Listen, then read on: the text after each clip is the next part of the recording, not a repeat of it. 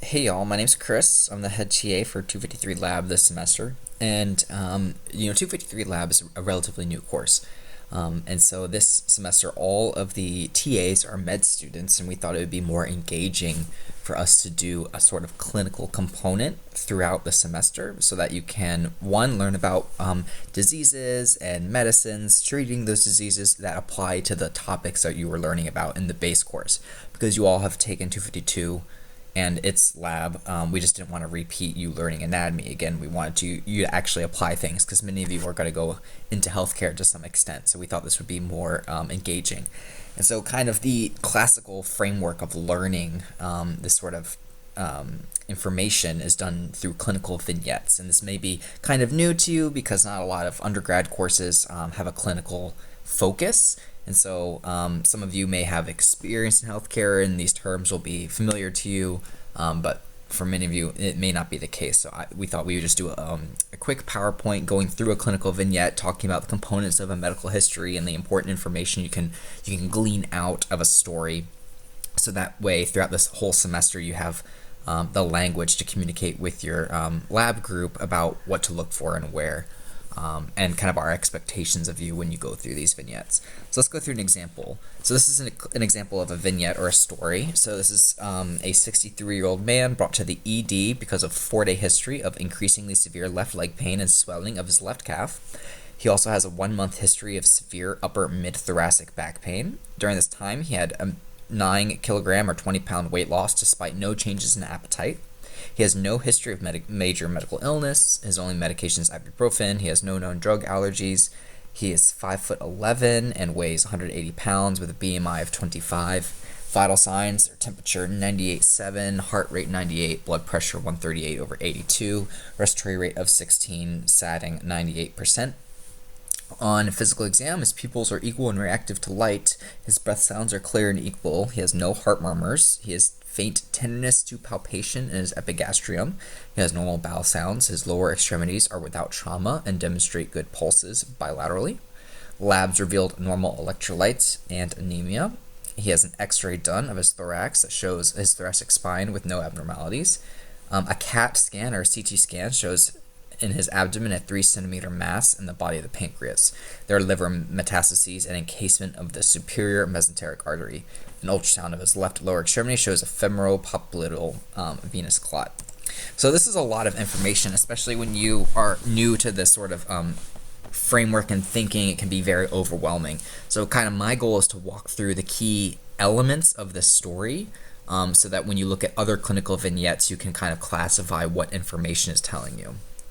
So in general, a vignette, H&P, or history and physical, should talk about the demographics of the patient because the demographics often confer risk. So age makes sense, right? So the older you get, the more kind of chronic comorbidities you accumulate.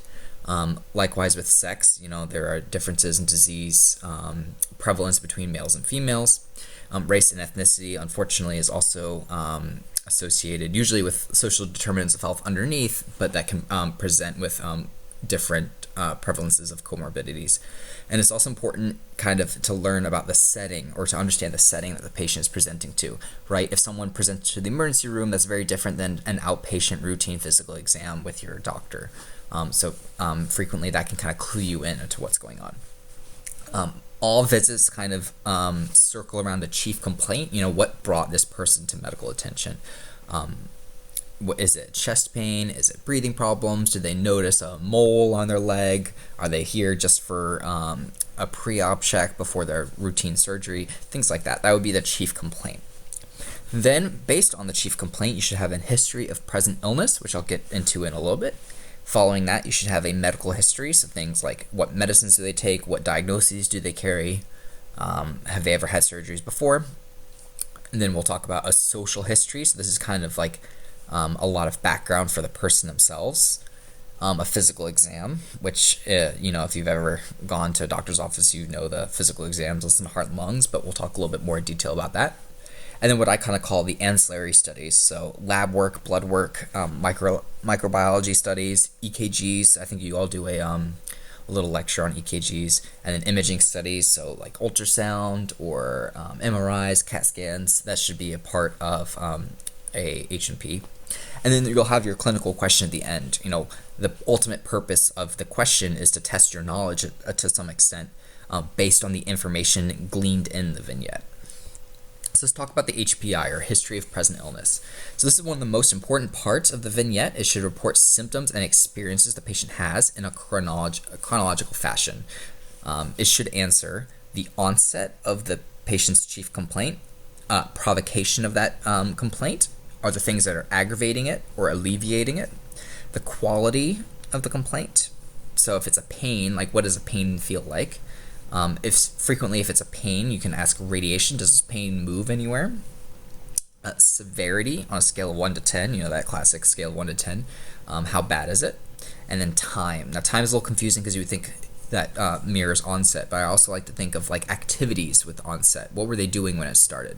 And then other associated symptoms. We also call this the review of systems, or ROS. So you go through pertinent positives and negative symptoms that those patients are having. So one example is chest pain. Let's say someone comes in with chest pain. So here's an example of some of the questions you may ask. When did this chest pain start? What were you doing? If it's really different if this patient was sitting on the sitting watching TV, not doing anything, and suddenly chest pain occurred, versus they just ran a marathon and got hit in the chest with a bat or something like that. That would be very different. Provocation. Does anything make the pain better or worse? Does laying down make it better? Does standing up, walking around make it worse? Things like that. Quality. So this is a little easier to understand. Like what is the quality of the pain? What does it feel like? Does it feel like someone stabbing something into you? Is it sharp, burning, dull? Radiation. Does that pain move anywhere? Does it move to your jaw or your left arm?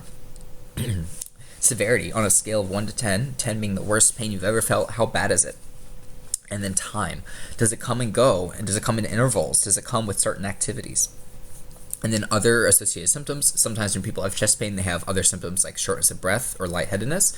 So the question I have is, do you have shortness of breath or lightheadedness? And if someone has symptoms that you discover on a review of systems, we call that a pertinent positive, because you discover more.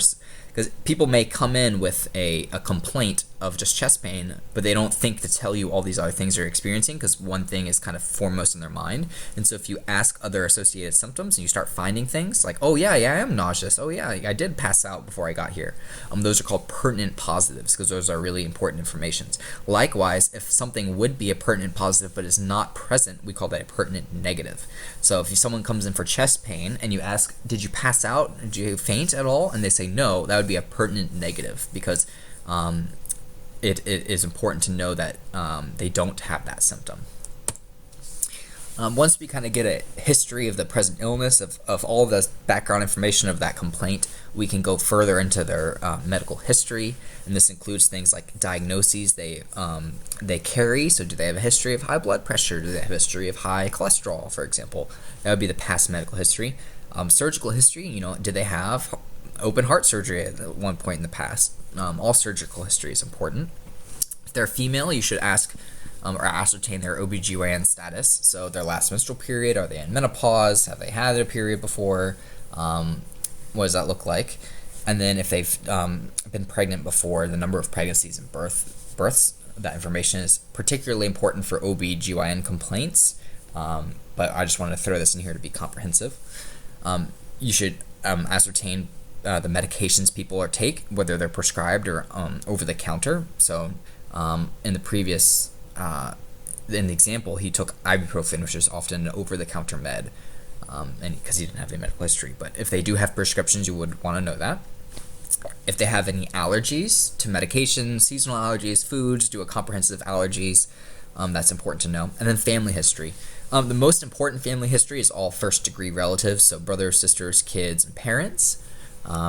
But if you want to be very comprehensive, you can always do a second, go up to the grandparents and cousins and things like that. Particularly important for things that have a hereditary component, so like heart disease has a hereditary component, certainly cancers, genetic diseases, but things like, there are many other, like infectious diseases, like a pneumonia doesn't have a hereditary component, so that may not be super pertinent.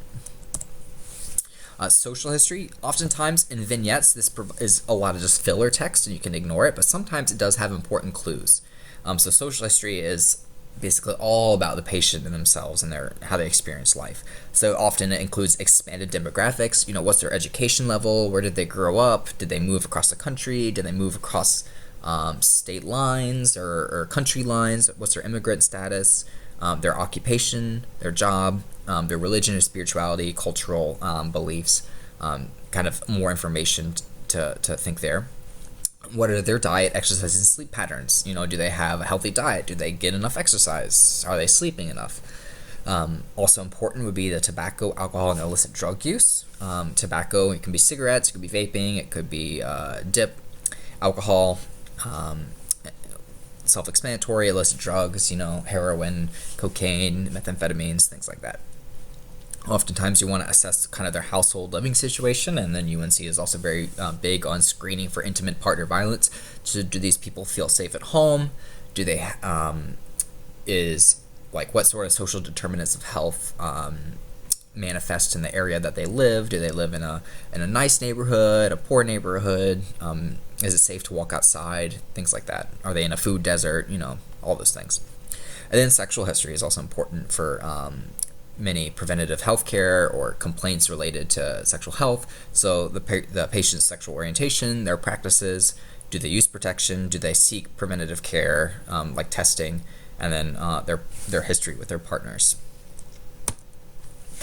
Once you kind of do a full history of the chief complaint and then their whole background, so chief complaint is kind of the short-term history, the medical history of that previous slide is kind of the long-term history.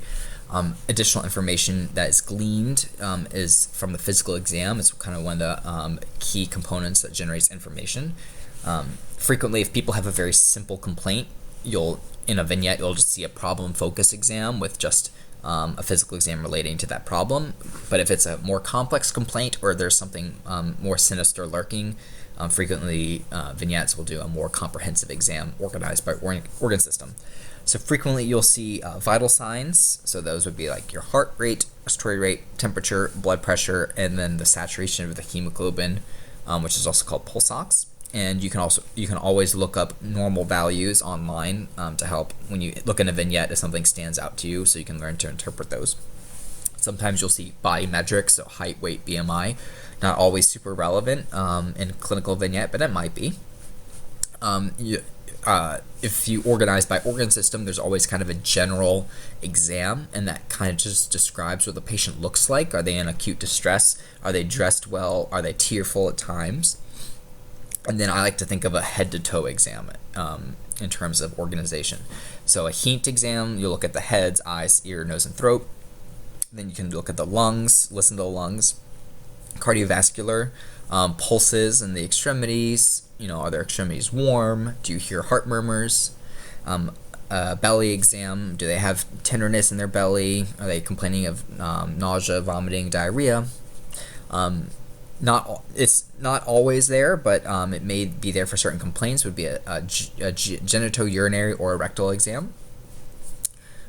Frequently, to assess the brain, you'll do a neurologic status, and so that's things like sensory information about the extremities in the body, motor information, can they move their extremities, do they have reflexes, and then also kind of going along with the brain, a psychiatric exam, what's their mood like, their affect, is their thought content appropriate, are they hallucinating, that's part of the exam. A musculoskeletal exam would be looking at their bones. Are there deformities present on their extremities? Are there broken bones? Are the bones sticking out? Are they bleeding from a trauma? Likewise, the skin. Do they have rashes around? Do they have discoloration? Things like that. And then lastly would be like immunologic, hematologic. So that would be things like signs of infections. So is there pus coming from somewhere? Do they have enlarged lymph nodes? Sore throat, and that would be also in the HENT exam. Do they look pale? If you have anemia, you frequently look pale, so you can do a hematologic exam in that respect. So normally a physical exam will walk through from head to toe looking at these organ systems, and there'll be terms in these physical exams that you may not recognize, but you can always Google or ask your TA how to interpret if something seems abnormal. But as we go through the course, we hope that we kind of develop this language for you to be able to understand as you go through more and more vignettes. And then after your exam, usually in the vignette, it'll talk about ancillary studies. So that would be things like labs, microbiology, imaging studies, EKGs. And this course is just beyond the scope to kind of deep dive into all these things. And frequently, they will not be present on your vignettes unless they're super relevant and give a clue to what's going on. It'll be simplified. So I just threw this thing on here because in general, there's on labs, there's things like electrolytes. So that's what this diagram in the middle is with the sodium, potassium, and bicarb. There'll be things like liver function, that's that top right up here. There'll be blood work for hemoglobin and white blood cells, and then gases and the bloodstream, that's the bottom with the pH and the oxygen. So we'll learn about some of these things. For example, the blood gases you'll learn about for acid base, but it's not going to be given to you in a vignette unless it's relevant and has something to teach, because we still don't want to overwhelm you all. Because already, like, the vignettes are packed full of information. And then at the end, there'll be a clinical question. And then I just threw some examples of things you may see throughout the course. So one example may be, hey, take this concept you learned in 252 and review it. So maybe you need to draw a sensory neuron from the leg to the primary somatosensory cortex in the brain, and all the synapses and decussations that occur. And we do our vignettes in such a way that there is sort of a review of a 252 topic, just so you can make sure you can expand your knowledge on 252 content. One example of a question you may see is, a resident physician thought a problem was X, or a diagnosis was X. What could there be your reasoning?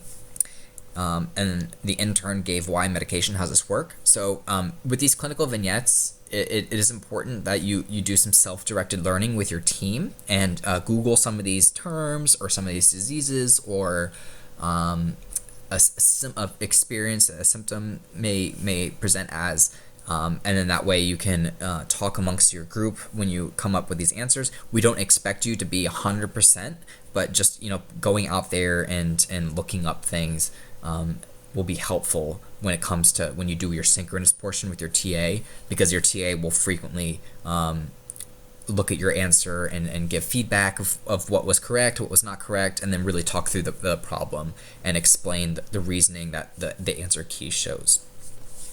We're going to only introduce medications that have a relevance to the organ system that you're learning about, or the disease that you're learning about, and that are high yield. We're not going to do esoteric meds that make no sense. One example that you might see a clinical question will be like, compare and contrast these two problems, and that might relate to the clinical vignette on purpose, because we want if the clinical vignette has respiratory acidosis, we want you to demonstrate your knowledge of how does that manifest in the vignette, and then compare and contrast the opposite problem, and that will be a good learning point. And then what are some relevant factors in this patient's history? So just based on this PowerPoint here, I talked about all the components of a medical history and HPI, and if you sort of get an idea of what's going on in the vignette, I may want to just probe your knowledge of what you think is pertinent in the story that this patient has. So for example, if a problem is evolving over time, that's a relevant factor rather than just a single problem at one point in time. And then frequently at the end of the vignette, it'll always ask you what you think is going on, and it's totally okay to be wrong. Like these assignments aren't graded on accuracy. It's mainly your attempt at trying to solve the problem, and the TAs will be there to help you if anything comes up when you review it in the synchronous part of the lab. But mainly we want you to work on it ahead of time with your lab group, so that you come prepared, that you have questions, or if you run into roadblocks, your TA can help you. So going back to the exam, the original clinical vignette, I kind of highlighted the different components as we talked about here. So for example, the first sentence in red, that's the demographics of the patient, so his age and sex, and then the setting he approaches to. So this isn't just an outpatient clinic. He actually came to the emergency department. His chief complaint is 4-day history of severe left leg pain and swelling of his left calf. And then he has more information on the HBI, so he has an associated symptom of 1 month of increasingly severe upper back pain. So he has back pain and left leg pain and swelling. It seems like on review of symptoms, associated symptoms, he had a pertinent positive of having a 20-pound weight loss, and so that's pretty significant. But he doesn't have any change of appetite, so that's a pertinent negative. We call that anorexia. So he has no anorexia. You would expect if he had a change in appetite, that would be an expected lead to an expected weight loss, but he had no change in appetite, but was still losing weight. So that's an example of pertinent negative. And then his medical history, he has no medical illness, which makes it easy. The only medicine he takes is ibuprofen, and he has no allergies. It's important to note in this vignette, no social information was given. So if I skip ahead and there's a mass in this guy's pancreas, I'm worried about pancreatic cancer. So maybe social history in this that would have been useful was his smoking status and alcohol use. Those are kind of risk factors for pancreatic cancer. And it wasn't mentioned just because it probably doesn't change the case, but that would be something to look forward to. We get some body metrics here, and that's not super relevant. His vital signs are all within normal limits, so that's not super relevant. On exam, it talks about heat and eyes, it talks about pulmonary exam with his breath sounds, it talks about cardiovascular exam, and then it did an abdominal exam. But here's something that stood out. He had some tenderness in his epigastrium, that's where his pancreas is, so that kind of makes sense. And then an extremity exam shows normal pulses, and so that's part of his cardiovascular exam, but also there was no trauma. That doesn't really help us understand the severe leg pain. And then the ancillary studies, it demonstrates anemia, so that kind of stands out because everything else in the labs was normal. And then his imaging studies showed the mass, and then ultrasound a clot in his leg. So that's it. I just wanted to kind of you'll be seeing vignettes of varying lengths throughout the semester, and they may have, all the TAs are helping me write them, so there may be slight variations to the style in which they're written and the types of questions that are asked. But in general, I wanted to talk about the components of a vignette and medical history so that you can kind of follow along and classify types of information into those things, and just start learning some of this language that we use when we talk through a vignette. And so I thought that would be helpful. Of course, if there are any questions, you can ask your TA during the first lab meeting that you all have. And it should become apparent as we go through the semester. The goal of the vignettes is to be not super esoteric and like rare things. It's usually a disease that we picked that highlights a physiologic principle that you can apply your basic science, your 252 knowledge, and the stuff you're learning in 253 in a clinical framework so that you can get that component of your education. And so if you ever have feedback on if things are just way too complicated or make no sense, it's supposed to be a little bit challenging, and it's not graded on correctness and accuracy, but we just want you to have a little bit of self-directed learning with your teammates when you do see terms that you don't know about, if in a vignette a medicine is presented or a disease is mentioned. Usually we did that very intentionally because it highlights a physiologic principle, and that should hopefully become apparent when you fully go through a vignette with your TA, the answers to all the questions. It should hopefully highlight why we picked that vignette for that week's topic. Great. All right, well, I hope you all have a great semester.